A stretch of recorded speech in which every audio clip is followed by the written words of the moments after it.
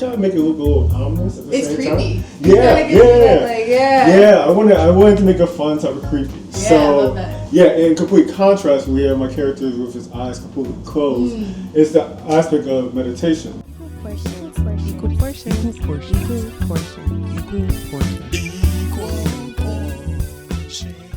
Hello, everyone. I'm joined by Miles Johnson, an artist, and today he's going to talk to us a little bit about his background, his style of art, and what inspires him. So, Miles, tell us a little bit about yourself. Yes. So I am just starting art about COVID 2020. Really? I am a classically trained in nothing. I discover myself every single year I've been doing it. But typically over the past 6 years, been working heavily into digital artwork on Procreate and then a lot of oil paintings, as you can see, just around me in that Plattsburgh area. Right. So you said you started during COVID time. So is there a story around that? I know a lot of people have something that happened during spurring the forward. Yeah, everybody has their nice little origin story during COVID. Yeah. Where some people were seeking banana bread, I ended up buying myself into paint. Right. So I was graduating in 2020, mechanical engineer. Where from, by the way? Oh, UMBC. Okay, nice. Yes. We just lost some work from that. That's not a part of this conversation. It's okay. But, you can speak on it. But yeah, so I obviously got the news around March 14th about COVID. Wasn't about to walk across the stage. It became kind of a lost period of identity for me, because I was very much developing myself more in a social sphere, and I really wanted that moment ceremony to walk across the stage. So my older sister was doing animation, and I kind of leaned into doing animating myself, walking across the stage. So it really got me comfortable doing stuff on my iPad. Right. So I was already starting to draw pretty heavily from March on to May. Okay. But day before I ended up graduating, I got word that my grandma passed away. Right? Yeah. No. Beautiful young lady. Her time had to go. But the biggest memory I held on from her was the fact that she was in her retirement years such a phenomenal oil painter. So I was kind of really working my way towards that journey, which was to explore oil paint and kind of do it as a practice of just remembrance, but then it really embodied, became my own identity, and I just loved it ever since.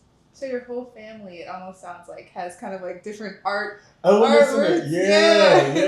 We all rotate around it, but I think we all choose our own professions. I mean, my grandma was a principal. My dad was a mechanical engineer. But he also leaned into doing a little bit of drawing here and there. Okay. And so I was always kind of inclined when it came to it. I could tell I had a little bit more than something.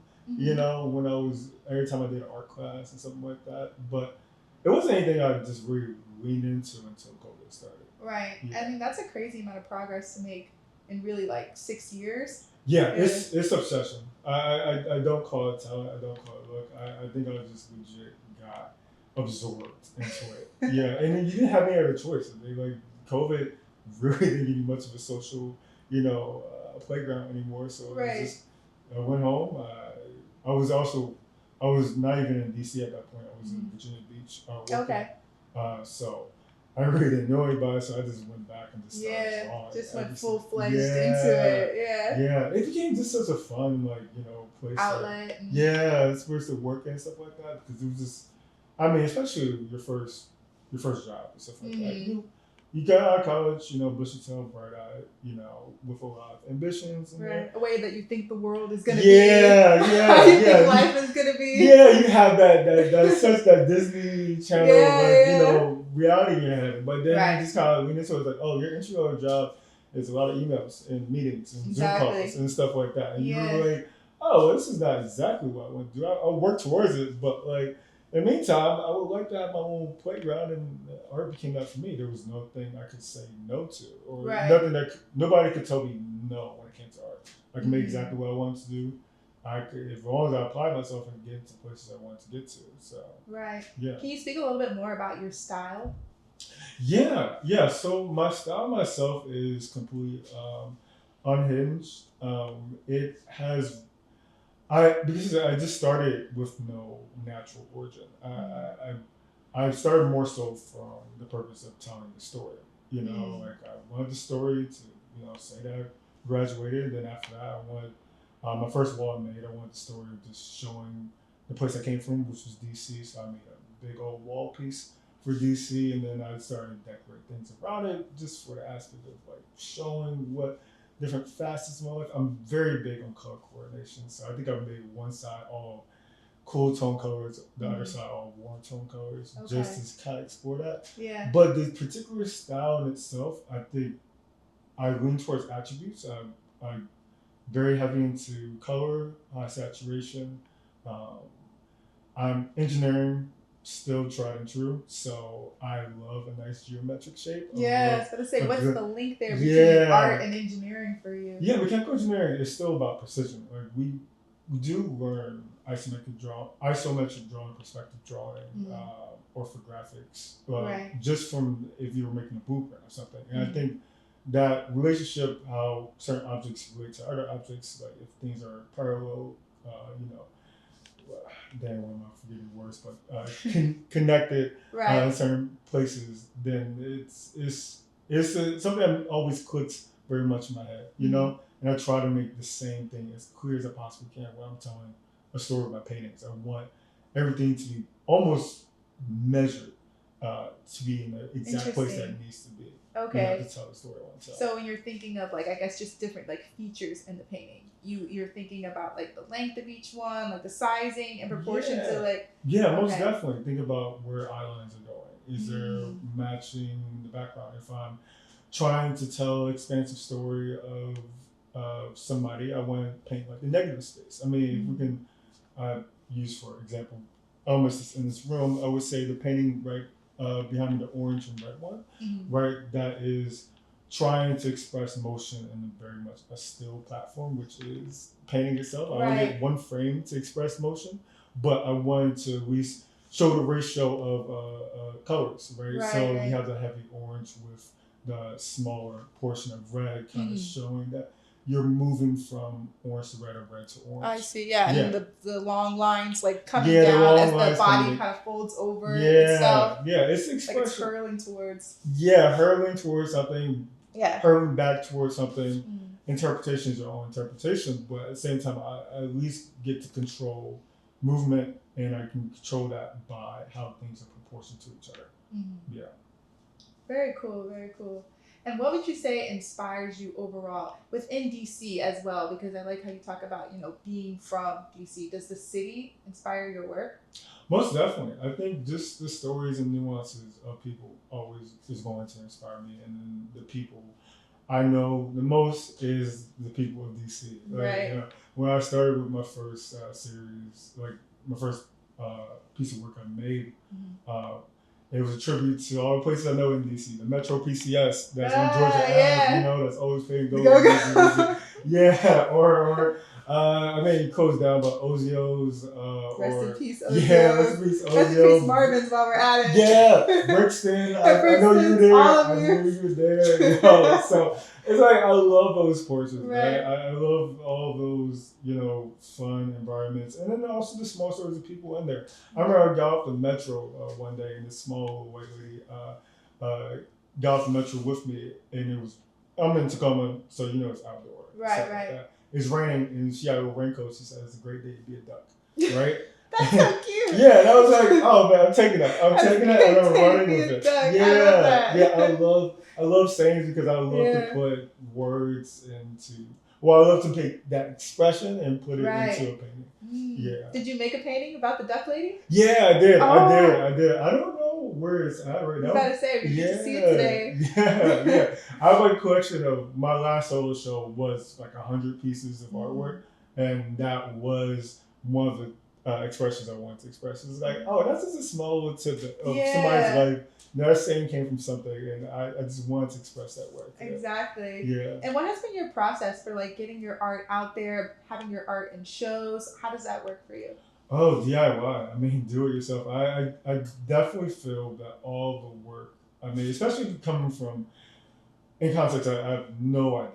of the art world, like when I started. Mm-hmm. You know, I started in Portsmouth, Virginia Beach. You know, it was like my biggest break was getting to like the local coffee shop over there.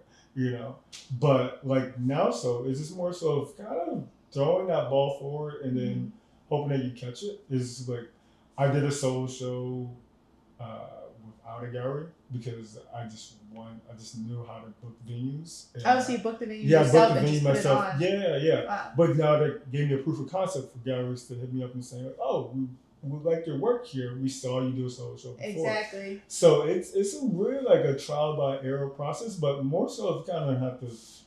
You just have to really not fake it till you make it because I mean the show is real in itself. Exactly. But, like put yourself on though. Yeah, you have That's to do really it. what you're. Yeah. You're a self-starter. Yeah. Go get her self-starter. Yeah. Okay, cool. And who are some of the artists that have inspired you, or do you have any artists that have inspired you? Most definitely. I mean, if we're talking art-wise, there's Lil Black Goat from Instagram, Huey P. Dynamite, Terrence Misako.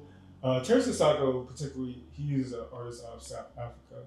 And I just think the way that he also engages with the art world and how he moves as a career is always something that I'm always taking notes on. You know, I just feel like at any point in time every year, he used to switch up. He might have a similar style, but he might be switching the medium. You know, he might go from spray painting, he might go to clothing, he might go over to sculptures itself, you know, and it's I like the fact that you play around as much as you possibly can. Right, like he's not pigeonholed into one thing or another. Yes, and I think that's a dangerous thing about the art world because I think the victim of success is the limitations that you put on yourself, because I think failures allows you to, you know, say, all right, that didn't work, I can try something different. Right. But when you succeed at something, it's like, oh, that worked, I need to keep doing that. Right. You can end up replicating something again and again and again because it's working, people are buying it, it's getting exposure, but then does that stunt you? Yeah. It's like, how long do you want to do that for?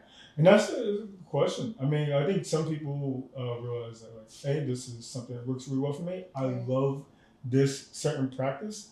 I can do this all day, right? Like Bruce Lee said, I fear no man that did 1,000 different kicks. I fear a man that did one kick 1,000 times. Like some people are just so good in that certain practice and so content with it, all tribute to them. But if it feels like you're shackled by it, you know, and it feels like you have to do it a certain way, that's where I have my concern on. And I think art is an expression of a blank canvas. It literally can go anywhere you want when you start brushing on that canvas itself. So why not do as much as you possibly can? So I guess that leads me into this kind of next part. In the future, are you going to be looking into doing like these different forms, these different styles, sculptures? That's something you're... Most definitely. Don't give away too many secrets now. I definitely want to. I want to explore sculptures. I want to explore the presentation of it.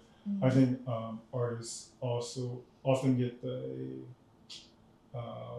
idea of being called a recluse, like we're just going to be these shy little painters that, you know, go off into a corner and then we pass away and then everybody just sells our work for millions of dollars. Right after. Yeah, afterwards. Never before. Not doing. You'll struggle for the rest of your life. No, just stay like they go, just stay broke. Yo, it's okay. We'll make the millions afterwards, bro. No, I just think now, like in this day and age, especially with, I mean, look, I couldn't do what I just told you about with DIY without Instagram or social media in general. You know, I had the ability to go and push forward because I had the ability to, you know, make a name for myself and then also attract to certain things and get into certain environments that I didn't know about.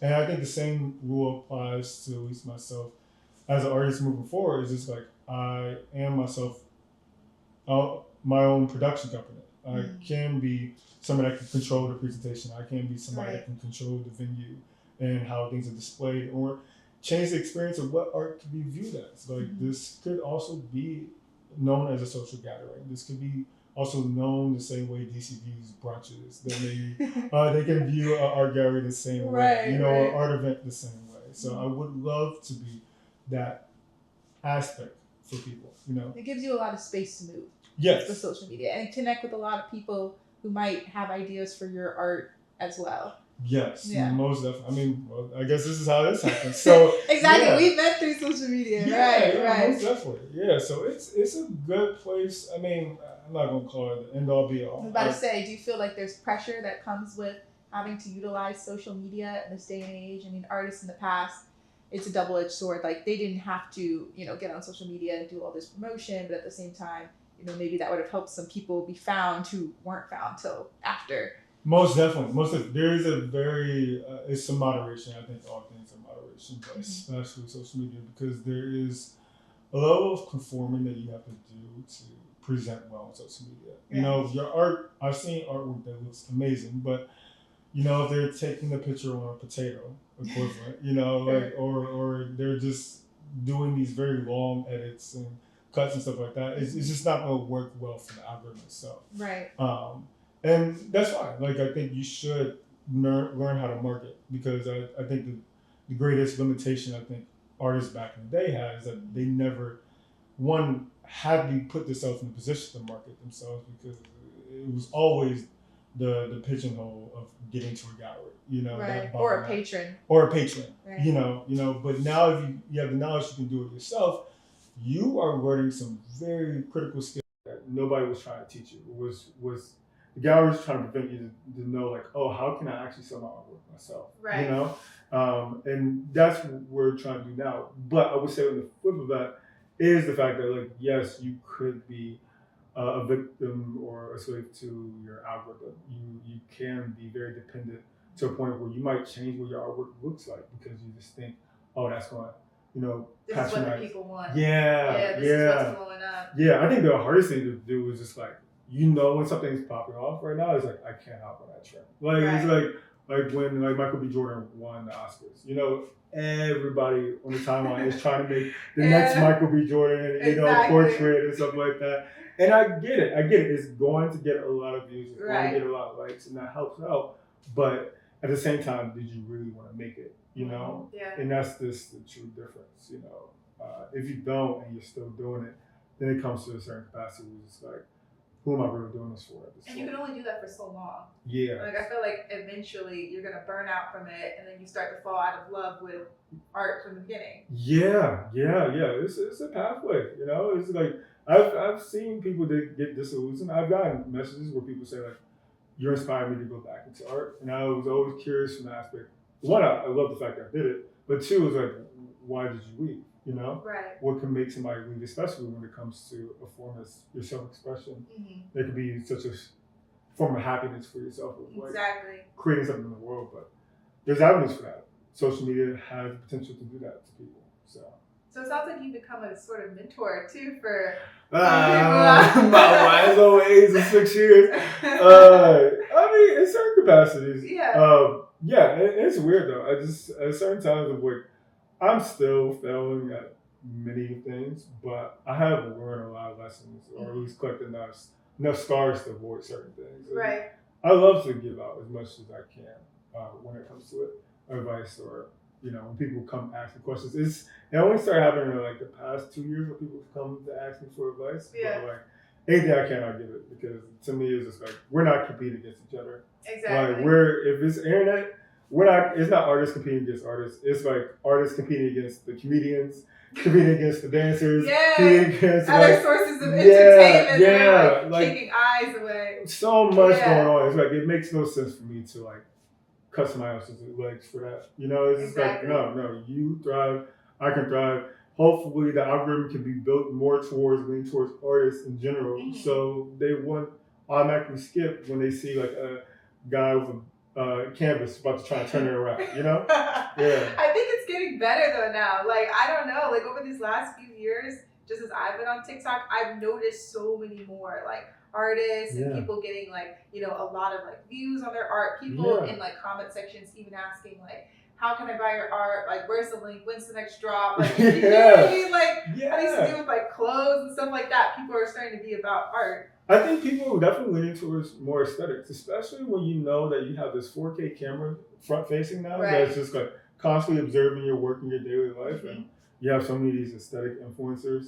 that are shooting things at such an angle where it's like, oh, I need to have my walls That's right true. now. Yeah, I And got I need to have this artist that nobody knows about, so everyone can ask me, who's this guy? Like, who's in your house? Like, oh, you don't know. Let's Exactly. go on the wall. There's no prints for sale. This is the original piece. Big exclusive. Yeah, but it's like that's what people into, and especially TikTok for myself. I posted a couple times where I'm like, oh wow, this has gotten a lot of attention on my website. Yeah. And that we matriculate into like sales and stuff like that just from it. So I get it. People are really into it. I'm happy for them because I don't think people should just have like blank walls in their spaces anymore. Yeah. Can you describe the process that you go through when you're about to begin a new piece? Yeah. So we're talking about completely from zero to finish? Okay. Yeah. So definitely a lot of pacing around with the ideation phase of it. I'm just kind of thinking like, what is a cool concept that I can kind of take hold of, and then I start to do a lot of mental visualization. Then I take that and I work on my iPad, and I just work out first the layout. Like how I want the ratio to look. Does a person center, off center? Is there a person at all in general? Then I work with color palette. Procreate's been great with just, if you turn things to grayscale, you can just cycle through color palettes and see like which one might fit the vibe that you're looking for. Right. And then once I like it enough, typically from there I post it on my threads or my Instagram just to see what the general feedback is, right? Like how much attention came to it. And then after that, I kind of wait around for like another month and a half, work on a couple kind of ideas. Let it settle. Yeah. And then I'll come back and attack it formally as a painting. And then that's probably another 2 or 3 weekends. Then we're done. Yeah. That makes a lot of sense. Yeah. So what's your favorite piece that you've done so far? Ooh. Don't let me choose my babies now. God, this question gets harder because especially since it's been over 200 pieces I made since the start of it. I mean, if we're just talking, 150 paintings, probably around 250 to 300 art pieces in general. But there's this piece called Wonder that I really like. I felt like that was kind of like the start of me saying like, oh, okay, this is the difference between like casual to, oh, I got something here, And I love the story that was in there. And then I would say painting wise, I really like this piece called Intensity. It was actually inspired by the Birmingham Brawl. Oh, right? The chair. The chair, yeah. I always just thought that was just so fun because I really got I just really wanted to make sure I coded it in a way where it's not obvious. Right. But you could see it once you saw it. Yeah, like Yeah. I just love how I did that. So yeah, it's up there. Okay, is this one on display in your apartment? No, but I can pull it up on my Frame TV now. So, okay, yeah. We'll have to look at that one. Yeah. So how can people follow your journey? How can they keep up with you, stay connected? Yeah, so that'll be MJ on the Wall across all platforms. So that's Instagram, TikTok, and if you find me on my newsletter, then you can also. Substack? Is it? Oh no, I just my Squarespace newsletter. Okay. Cool. People typically can sign up for my email list there, so that's good to go. Okay, perfect. Yeah. Well, thank you so much for joining us here today. No problem. We're not going to be over though. We're going to continue with a tour through a couple of different pieces, so stick with us. Equal portions.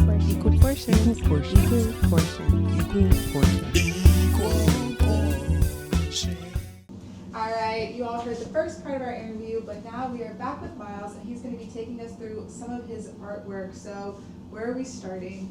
Well, we wanted to start with my 2 favorite ones, all of them my favorite, but in these ones in particular, for my doorway entrance, this is my Observe and Meditate. So, Observe and Meditate. Yeah, these are 2 pieces from my first solo show, and I made them everything in twin pairings, and these in particular was dual pieces. Yeah. So the idea was to have the idea of observation, where you have a character that's constantly observing everything. 3 eyes. Yeah, 3 eyes, similar to your iPhone camera Pro, right? Oh, the 3 eyes. Yeah, it's a direct inspiration. Yeah, so direct inspiration to the iPhone camera Pro, right? Just the idea that you're constantly being observed or watched through a camera or whatever lens that comes from. And you have this idea of this watchman that's also homage back to stilt walkers in Caribbean cultures. They're moko jumpy, right? Okay. Yeah, so I wanted to kind of have that nice little blend of like ominous and science, kind of make it look a little ominous at the It's same time. creepy. Yeah, It kinda gives you that, yeah. like, yeah. Yeah, I wanted to make a fun type of creepy. Yeah, So I love that. yeah, in complete contrast, we have my character with his eyes completely closed. It's the aspect of meditation. It's the aspect of reflection and thinking about what has happened and everything you have observed. Right. Yeah. So music plays a strong part when when it comes to a lot of sampling and remastering like old songs from the Right. 70s. Bringing up to like a new genre is like that idea that he is using that mnemonics to like remember things in the past. Kind of like a timekeeper? Yeah, Like, a timekeeper. Yes. A through line, bringing Yeah. things back around. Yes. So his attire is homage to griots in West African cultures. Those are serve as the memory for their cultures. A lot of the elements in the piece itself is homage to the giant piece that I made that is tailoring the story for all the pieces I made in my first collection. So this is a structure that's breaking down piece by piece in a 9-foot painting that I've done that has this very same structure, that also have the same orbs, and I also want to make sure there's a color connection, so the same blue that's used here and the same red that's used over here. So Very cool. yeah. Love this one. And did you already talk about the orbs? What do these represent? Yeah, so the orbs are the same orbs that show up in my giant piece, right? They're green is a representation of somebody that's new to their environment. When you call them green, that there's this loop and stuff like that. And purple is a more of a regal color, more royal. That's when you're actually more actualized into the reality that you are, and I wanted to show that he has a hand in both. He understands what happened in the beginning and has to understand how that led to the end. At the end. Yeah. Kari, can you do a close-up? You hear her saying Kari? That is our cameraman. Thank you. Yes, sir.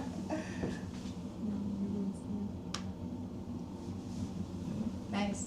Okay, where are we going next? Okay, so we got our two pieces over here. So I still have to hang my favorite up right here. All of them's gonna be my favorite. We're just gonna get used to it, all right? But this is actually the very first piece I ever made for my solo show, right? And it's probably a piece I will probably never get rid of. But it's the aspect called is vision, right? She is the ability to see something in the future, to be ignorant or to be blind to your present mistakes, to see your future, success, right? So in the reality that you live in, where it's just like me 3 or 4 years back, I was just my first year career-wise as an artist, trying to learn like what's it like to make my first sale, to do my first solo show. I don't know what's happening. Exactly. I'm losing everything. I'm like selling artwork in front of Walgreens during the rain at one period of time. I had to be more focused on the end goal, like where I'm going towards. Long term. Yeah. So it was just like quite glued the eyes that's on her prize. She has such a comfortability. Such a comfortability of what's happening right now. It doesn't matter to her what's happening right now. She is so focused on the future. The future itself. Yeah. I love this green. Thank you. This is so rich. Yeah. I'm very, very strong in my colors. So Yeah. I try to learn as much as I can. And the color blocking, it's so distinct. Yeah. Color is just this is the strongest thing to me. That was just always just innate. Without being flat. Yeah. I wanted to show that dimension. Definitely have to pay huge respect to this guy named Bobby Rogers. He actually took the photograph that I ended up interpreting as a reference. So there's this woman in attire that was green and white, and I really it's not the same pose at all or anything like that, but it was just I really liked that look of it, and I thought she looked otherworldly, and I wanted to do something similar to that. The pose itself, I got this in retrospect, but a lot of people say it's harkening back to Girl with the Pearl Earring, right? Oh yeah, the way the way she's seated. Postured. And if she had the she had the little pearl earring and stuff like that. But I love that combination of everything. This is the orb directly in front of her face is directly inspired by Son of Man. So that is the picture of a green apple that's in front of a guy in a suit with a top hat, right? So just that same aspect of combining a couple of elements together. output canvas. So I like how orbs like show up in your work so much. yeah. I'm moving no different with this one. I mean, I guess you can saw the format itself. Yeah, this is like a big orb. Yeah. I did this as a paint session over at SOS. They wanted to kind of create something with flowers, and I thought I got this circular piece that I wasn't supposed to buy, but as soon as I walked to the store, Yeah, I was like, it called buying. you. Yeah, I was like, no, this is happening. I love the framing of it because like it naturally is gonna be centered. You know, there's everything's going. There's no long ways or short ways to display this. So I thought it'd be fun to do like a nice little flower piece, but I wanted to have a dual purpose where I also look like a portrait of somebody, and I wanted to, at least at a distance, to say, oh, flowers. Get closer. Oh, this is a person. You know, and I like this person also serving as a vase, but I ended up calling it "She Grew Her Own." Like she's growing her own flowers. Right. My people's on social media, Instagram, they called it Tinder-headed, but like tin her head, like People are so clever. I know, yo, I'm like so clever. the bars is I would just never have thought of that. immaculate. Tinderhead. Yeah. That's So great. I thought it was so fun. So with that. I love the nose piercing too. Yeah, add in a little touch. I think that's so crucial. So many black women have like their nose pierced, especially like gold nose piercing. Oh, gotcha. I love seeing that in art. Gotcha. What made you go with yours? Well, I guess maybe my mom. You know, Oh. she had hers pierced. That's how it goes for so many Passed people. down Exactly. generation to Yeah. generation. So I got it when what was I, like 18 or something? I don't know. I got it as soon as I could. But Yeah. so many black women have their nose pierced with gold. Yeah. So No, I just knew that she needed something. I was like, oh, it's missing a piercing. yeah, So, she's her adornment. Yeah. I'm pretty sure. Oh yeah, they have nose piercing over here as See, well. you noticed it Perfect too. transition. Perfect Leave the transition. planet. Yeah. So this is how much back to that popular song "Where the Fans At." You know? Yeah. So I was seeing that like popping off for a good minute, and I really love like this thing. Yeah. I really wanted to mess around with that shape, especially when they hit the fan. Yes. So I just wanted to like have that nice little summertime vibe. I married something as a doodle when I was doing doodles and threads, and a lot of people really liked it. And so I was like, oh, I'm gonna turn this into a painting where I did another live paint session at a dance party. So I was like, oh, I gotta make a dance painting at a dance party. And then this kind of came about, and I was like, I'm adding in all the details, and she had to have the boots. Yes. You gotta have the fans. And the waist beads. You Yeah, gotta have the waist beads no, too. the details to get into it. Yeah. There's this book called Death of the Author by Anede Okafor. She's a well-known like black sci-fi author, right? And I just love like just the color scheme of her book itself, and I wanted to put that in there as a pay homage to the fan, and also just my own trick, my own memory. Right. I ended up calling the whole piece "The Death of the Dancer" because I just was really thinking like, are people really dancing like that anymore? Yeah. Like, where are we dancing? It's kind at? of a lost art. Yeah. But the song is kind of brought it back in a way. Like people will get up for the right song. Yes, a line dance would definitely let people move in a different Yeah. spirit. And I wanted to do all that where I could. So So we can get the mic and move it too. boom. I've been doing. The owner of the SOS is Ethiopian, and I wanted to kind of work with the idea of the coffee ceremony that they typically celebrate and the social gathering that he creates. So I am just in the concept phase, definitely not anywhere loose because clearly my technique is still like I thought some exposed. smoke coming from the. Oh no, that's legitimately the color palette that's going to be used for her face, stuff like that. Okay. I've been trying to conserve myself as much as I possibly can on mess, and a lot of that can be created when I'm using a palette because I just get a little bit messy. So I paint on the canvas and I like paint over the whole thing afterwards. Yeah, so that's just the element still there for that. But nice little coffee pot. Wanted to show a matriarch. And just having this like nice little peaceful, restful singles. I want to have 2 teacups sitting on there. Yeah. And her holding one more because I know they have 3 rounds of coffee. Okay. Right. But I'm still in concept, so I actually don't know what the finished product of this is going to look I like. love this one so far. I actually feel like though that this style is different than the ones that we saw at the front. Oh, I think yeah. this is a little. I don't know how to describe it, but it's almost kind of like, I don't know. Is it more anime? I don't know. It's kind of like I'm looking at her face, and then like it's almost just like it reminds me of like a character or something like. Yeah, Like a no. storyboard. Yes, Yeah. that exactly. It's like a storyboard. I'm thinking of like Arcane and stuff like that. And I'm Yeah. like, yeah, this one kind of feels like more of that to me. Yeah, definitely. I'm not leaning to realism at all with this one, but definitely you see the sketch lines and like the burnt sienna is used to like. I think that's what I'm really gravitating towards. Yeah. I like being able to see like the Yeah. different like marks and how everything's mapped out. I think that's the same thing when it comes to like Off-White. When people look at Virgin Apple, they like the ability to look underneath the hood a little bit, Yeah. right? The labeling, the sketch lines, and stuff like that. And that's especially as an engineer, I love that aspect. So that is something that is happening here. I want to see how much is going to manifest at the end of this project, though. Yeah. Hopefully, I should be done in the next like 2 or 3 weekends. So Okay. we'll see. Love it. And the live painting that you do, so how much do you get done in like a session when they come bring you in for these live Ooh. paintings? Like, No, this was this All in session one? itself was maybe like 3 hours. So Oh, this wow. was all that session. wow. Yeah, it started completely blank.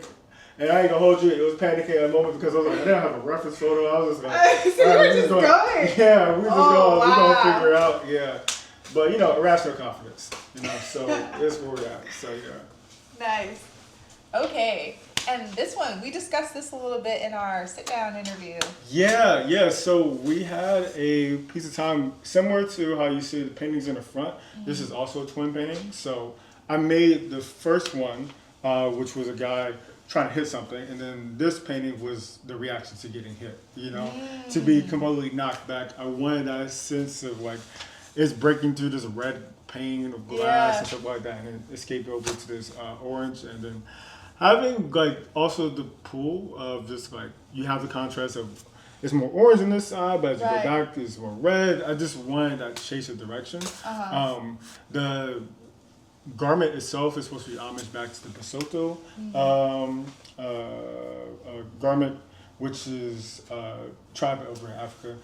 You guys kind of see it in like Black Panther 1, where like they use those as like the shields. In fight sequence. Yeah. Yeah, so I wanted to also do something similar to that and have that nice little garment there to Right. be on display.